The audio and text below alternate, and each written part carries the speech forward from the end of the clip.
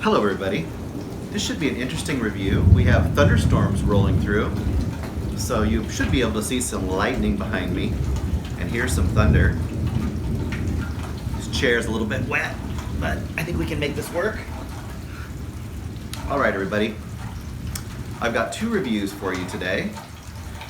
The first one, it says it's from 2019, but I think it was actually filmed earlier.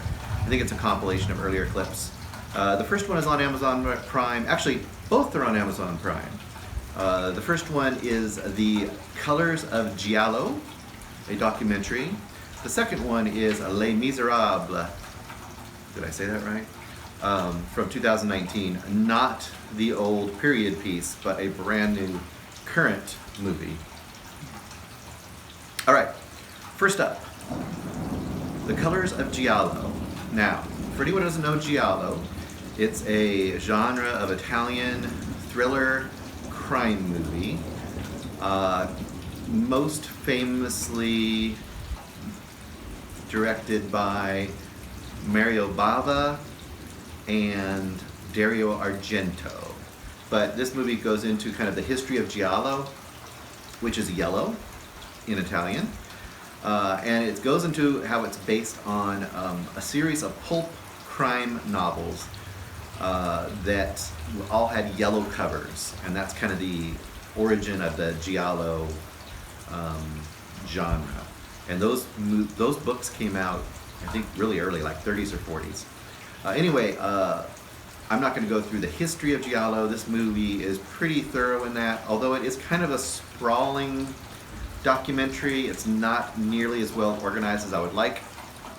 But if you're a fan of Giallo or have seen some Giallo, this is a good resource to get a more complete idea of some of the more obscure entries into the film genre, whose heyday really was late 60s to mid 70s for true Giallo, although Mario Bava kind of got the start in the mid 60s.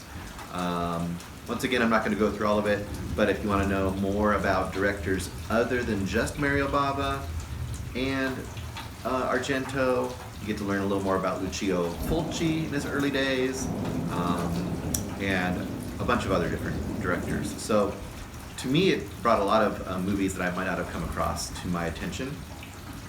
It definitely could have used some trimming and some editing. It's very much a talking heads sort of documentary. So I would say for just the casual movie fan, this is probably not a great documentary for you. But for the horror / Giallo fan, that if you dipped into that and you've liked it, this is worth checking out just as a resource to find out a more complete history of Giallo and also some other movie titles that you might go check out. For me, it was about a 3-star movie. Definitely dragged a little bit. Like I said, the structure was a little bit loosey-goosey. It felt kind of unfinished in parts. For the average person, I would say you're probably only looking at 2 and 2.5 stars, because it's just going to be like, why am I interested in this? You already have to kind of have an interest to start with, I think. That is on Amazon Prime. Now, the next movie is Les Miserables. And this is a movie that I heard a lot about at the end of the year with all the top 20 lists. I saw it appearing on quite a few of those lists. And it had kind of escaped me as far as what it was exactly.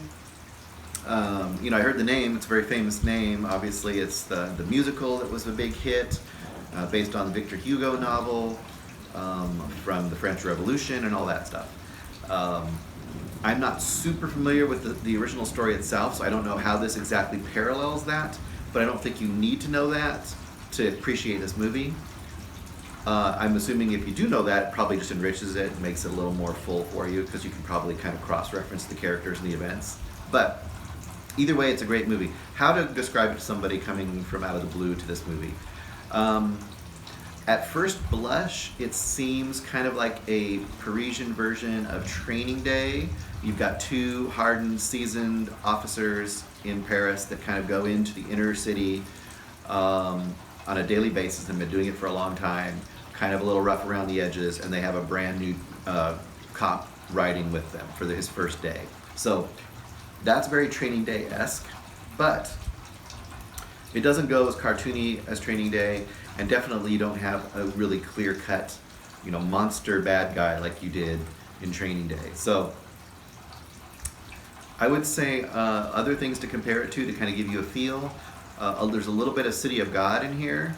You have this really kind of outlaw area of Paris where you have all these different factions all living together, and they have their own kind of hierarchy and their own kind of self-policing system, but then you have the police rolling through as well. So you get, all these different immigrant groups in there, and you've got a lot of different factions all at the same time.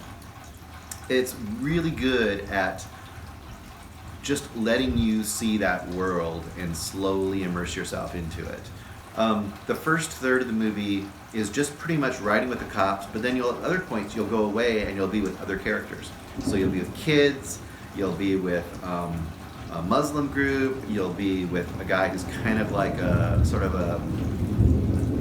the mayor of the area, quote, is he like a crime boss of the area? So you get a lot of these different factions, and at first it's a little bit scattered because you don't know how these are all going to fit together. But then there is a key element that brings them all together. There's a turning point in the middle of the movie, and from that point on it's much more tense, but it never loses the characters, and the characters are all really good. You don't have anyone who's all one thing or the other. No one's all good, no one's all bad. They're really rounded characters, and they become more rounded as they go, and I really appreciated that. I would say of all the movies that I would compare it to, in the actual tone and the feel of it, it's more like Do the Right Thing in a lot of ways, in that you have this element of kind of just simmering tension, like throughout the movie. These different factions are always on the verge of exploding into violence, and you're just always tense and wondering how each of those little scenes is going to kind of roll out. And it's really effective as how it does that. I would say it's the 4.5 movie in my book, really solid. One of the people on Cinematics had said that this had apparently had been beaten out by Portrait of a Lady on Fire for the nomination for foreign film from France, I guess. I'm not sure. I thought I read that in his post. He liked this better than that. I would say they're two different animals.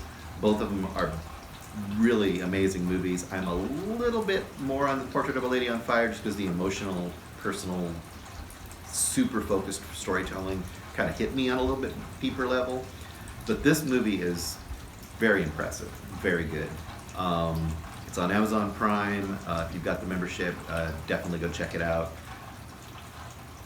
This is a year where you shouldn't be afraid to read some subtitles, and there are subtitles, but honestly, you can make out a lot of what's going on in this movie without subtitles.